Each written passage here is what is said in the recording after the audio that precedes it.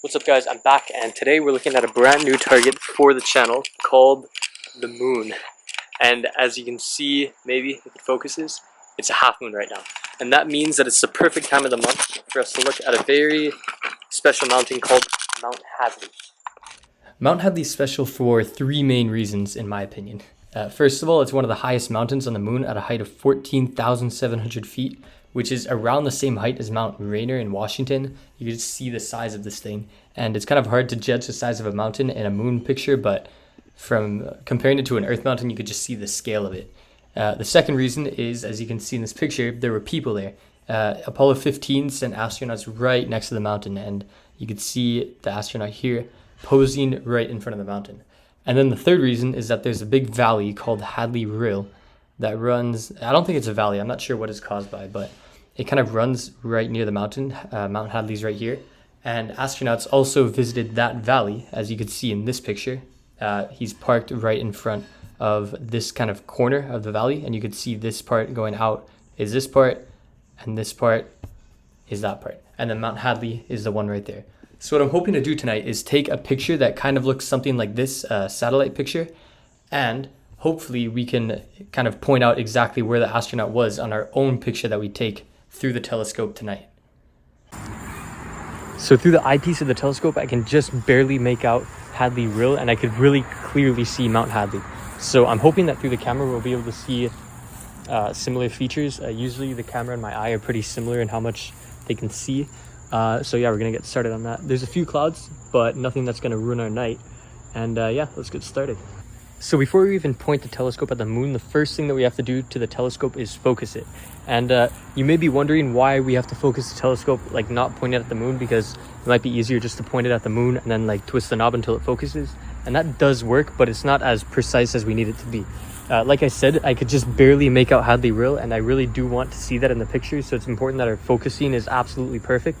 So we're gonna use this neat little device called I think it's called a Batinov mask. I'm not sure if I'm pronouncing that right, but basically, as you can see here, I pointed the telescope at a bright star. I think it's Aldebaran. I'm not sure how to pronounce it, but let's see if we move. Hang on, I'm gonna turn the light off real quick. All right, the light's off, and as you can see, without the mask on, it just looks like a circle, the star. But when we put the mask on, up here, that circle becomes, it's kind of hard to see through the phone, but it basically looks like a cross with a vertical line going through the middle, right there. And the line in the middle isn't like directly in the middle of the cross, but as we turn the focus knob, it gets closer and closer to the center. I know it's really hard to see, but through my eyes, it definitely looks a lot more like a symmetrical cross now than it did before. And I'm gonna keep turning that knob until it's perfectly symmetrical. And when that cross is symmetrical, we know that the telescope is perfectly focused, and then we could repoint it at the moon, and we should get some really crisp shots. All right, I know it was really hard to see all that stuff on the camera screen, so I'll put up a side-by-side comparison of a perfectly focused shot through the camera and a not focused shot with the mask on. And as you can see, the cross looks a lot better in the perfectly focused one. And when it's perfect, the cross, the focus is also perfect. So now that we're done with that, we're gonna lock the focus with this knob here. Just twist it. And that makes sure that the tube can't slide in and out anymore. And now we can point it at the moon and start taking our pictures. Well, the telescope is pointed at the moon, but now there's a very big cloud going over it. But even through the cloud, I'm getting little glimpses of the moon through the camera, and it already looks very good. So I'm feeling pretty good about this. So yeah, I'm pretty excited for this cloud to pass over. But it does look like there's a ton of clouds in the background. So hopefully those pass over soon and we could get to picture taking.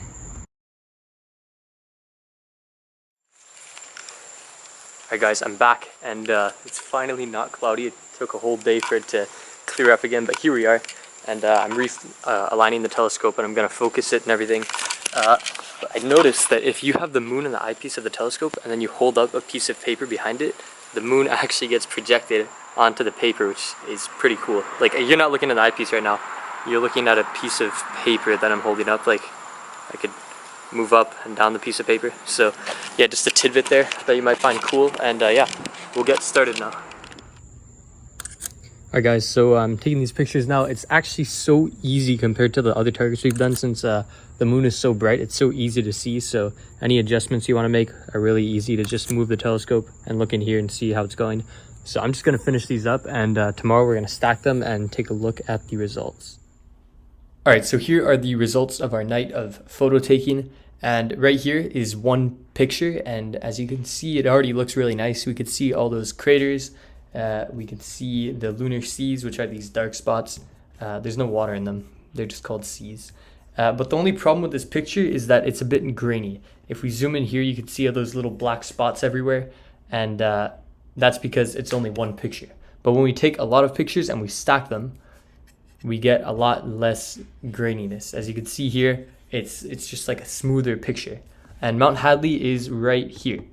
So we can already see it. The only problem is that we can definitely see pixels on this, and that's because a camera sensor only has so many pixels on it, and when we take such a big image, only a few pixels are actually seeing Mount Hadley. And that's why we zoomed in to get this picture, and by zooming in, I mean adding a second lens between the telescope and the camera called a Barlow lens, and that just makes the magnification higher. And if we zoom into Mount Hadley, you can see that we no longer have that problem. We can't see pixels anymore. But adding that second lens does make it a lot grainier. But of course, we can solve that problem by taking lots of pictures and stacking them. And that gives us a picture like this. And this picture is a lot smoother and nicer. And Mount Hadley is looking really good. And this isn't Hadley real, but I did notice you can see this little valley looking thing, which is pretty cool. But yeah, if we zoom into this like that, we can also see Mount Hadley there.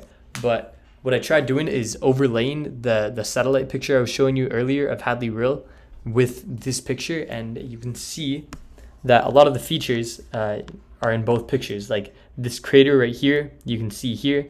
Mount Hadley, of course, right there. This crater here, represented here.